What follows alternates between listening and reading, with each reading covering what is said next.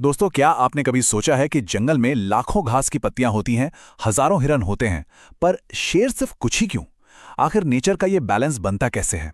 इसका सीधा सा जवाब एक नेचर्स टैक्स में छुपा है, जिसे हम 1% और 10% का रूल कहते हैं। आज के इस इकोलॉजी मास्टर क्लास में इसी थर्मोडायनेमिक्स के राज को डिकोड किया जाएगा, एकदम क्रिस्प और टू द पॉइंट। चलिए इमेजिन करते हैं कि एक व्हाइट बोर्ड पर आज का सबसे बड़ा, सबसे कोर क्वेश्चन लिखा हुआ है। सनलाइट की एनर्जी इकोसिस्टम में आखिर कैसे ट्रैवल करती है? क्योंकि जब तक एनर्जी के सफर को नहीं समझा जाएगा, नेचर की सबसे बड़ी मिस्ट्री को सॉल्व करना लिटरली नामुमकिन है। एक छोटे से पौधे से लेकर एक टॉप प्रेडेटर तक सिर्फ और सिर्फ एनर्जी का फ्लो ही सब कुछ डिसाइड करता है। आज का एजेंडा बिल्कुल क्लियर और एक्शन पैक्ड है। पहले द अल्टीमेट इकोलॉजिकल मिस्ट्री देखेंगे, फिर द 1% रूल और लिंटमैन्स 10% लॉ। उसके बाद द लॉजिकल आंसर, एक बहुत ही relatable the mobile battery analogy, और लास्ट में the revision and practice challenge. तो बढ़ते हैं पहले सेक्शन की तरफ, the ultimate ecological mystery. Ecology की दुनिया में एनर्जी बैलेंस को लेकर दो बहुत ही फेमस स्टेटमेंट्स हैं। ध्यान से सुनिएगा। स्टेटमेंट 1 कहता है कि हरे पौधे यानी हमारे टेरेस्ट्रियल प्लांट्स अपनी पत्तियों पर पड़ने वाली सूर्य की रोशनी की लगभग सिर्फ 1% एनर्जी को ही भोजन में बदल पाते हैं। और स्टेटमेंट 2 का मानना है कि जब एनर्जी एक लेवल से दूसरे लेवल में जाती है, जैसे घास से हिरन में, तो सिर्फ 10% एनर्जी ही अगले लेवल तक पहुंचती है। सो क्या ये दोनों बातें लॉजिकली सही हैं? चलिए इसे टेस्ट करते हैं। ये लीजिए हमारा दूसरा सेक्शन, द 1% रूल। सूरज से हर रोज बेहिसाब एनर्जी धरती पर आ रही है, राइट? लेकिन हमारे पौधे उस मैसिव एनर्जी का एक बहुत ही छोटा हिस्सा पकड़ पाते हैं। Scientifically speaking, terrestrial plants incoming solar energy का केवल 1% हिस्सा ही फोटोसिंथेसिस यानी प्रकाश संश्लेषण के लिए कैप्चर कर पाते हैं। बाकी की 99% एनर्जी का क्या होता है? वो या तो रिफ्लेक्ट हो जाती है या फिर हीट बनकर एनवायरनमेंट में बस उड़ जाती है। इस 1% वाले कॉन्सेप्ट को हमेशा के लिए दिमाग में लॉक करने के लिए एक सोलर पैनल को इमेजिन कीजिए। जब धूप पैनल पर पड़ती है तो क्या वो सारी की सारी धूप 100% इलेक्ट्रिसिटी बन जाती है? बिल्कुल नहीं। उसकी एक फिक्स्ड एफिशिएंसी होती है। एग्जैक्टली वही सेम चीज पौधों के साथ होती है। उनकी एफिशिएंसी काफी लो होती है, सिर्फ 1%। और बस यहीं से आपकी फूड चेन स्टार्ट होती है। आगे बढ़ते हैं तीसरे सेक्शन पर, लिंडमैन्स 10% लॉ।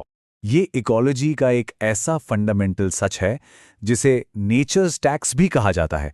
लिंडमैन का 10% लॉ ये समझाता है कि जब भी एक ऑर्गेनिज्म दूसरे को खाता है तो अगले ट्रॉफिक लेवल पर सिर्फ और सिर्फ 10% एनर्जी ही पास ऑन होती है।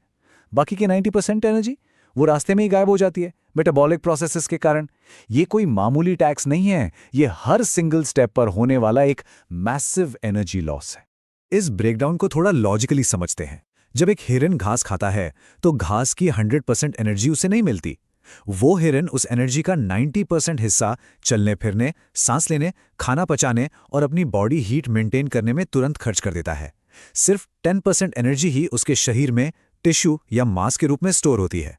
और इसका सीधा सा मतलब यह है कि जब एक शेर उस हिरन का शिकार करेगा तो शेर को बस वही 10% बचा हुआ हिस्सा ही मिलेगा। अब आते हैं चौथे सेक्शन पर, द लॉजिकल आंसर। तो शुरुआत में जो हमने दो स्टेटमेंट्स देखे थे, उनका लॉजिक अब तक बिल्कुल क्लियर हो चुका होगा। स्टेटमेंट 1 यानी 1% रूल एब्सोल्युटली करेक्ट है, क्योंकि पौधे वाकई सिर्फ 1% सोलर एनर्जी ही कैप्चर करते हैं।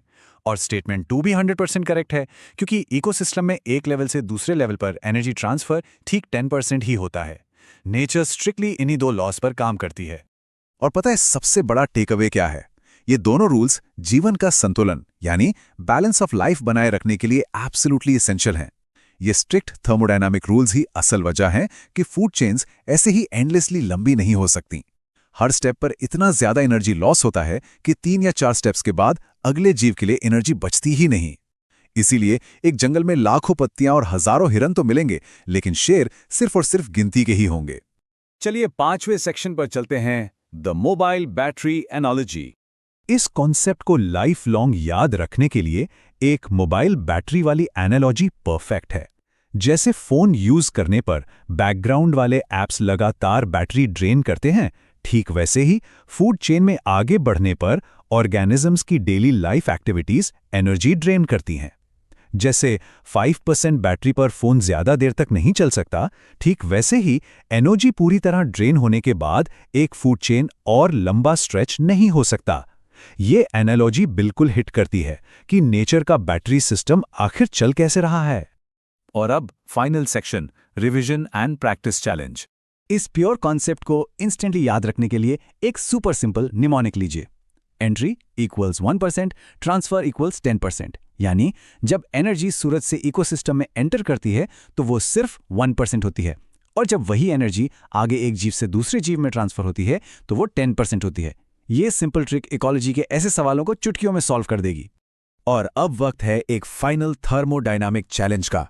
अगर ग्राउंड पर घास के पास टोटल 10,000 जूल्स एनर्जी है तो 3 स्टेप्स बाद, यानी पहले घास, उसके बाद कीड़ा, फिर मेंढक और तीसरे स्टेप पर बैठा एक सांप, उस सांप तक आखिर कितनी एनर्जी बचेगी? एक छोटा सा हिंट देता हूं, हर बार 10% रूल लगाना है और पीछे से एक जीरो हटाते जाना है। सोचो, कैलकुलेट करो और अपना दिमाग दौड़ाओ। आज के इस इकोलॉजी एक्सप्लेनर में बस इतना ही। उम्मीद है नेचर स्टैक्स का ये लॉजिक अब हमेशा याद रहेगा। मिलते हैं अगले सेशन में।